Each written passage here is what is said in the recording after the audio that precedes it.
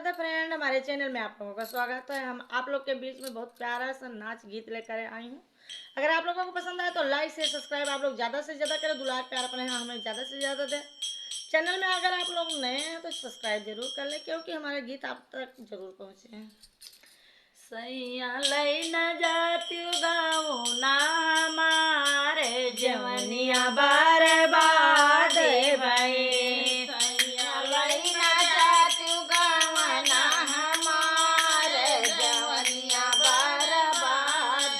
सैया लई न जात्यु गाँव ना हमारे जवनिया बर्बाद भई। सैया लई न जात्यु गाँव ना हमारे जवनिया बर्बादी भई। जाई कहो मोरे बारे ससुर से, जाई कहो मोरे बारे ससुर से, जाई कहो मोरे बारे ससुर से, जाई कहो मोरे बारे ससुर से। मोर जाल दी गवान लाई ले जवनिया बर्बाद भई। हमारा जाल दी गवान लाई ले ओ जवनिया बर्बादी भई। हमारा जाल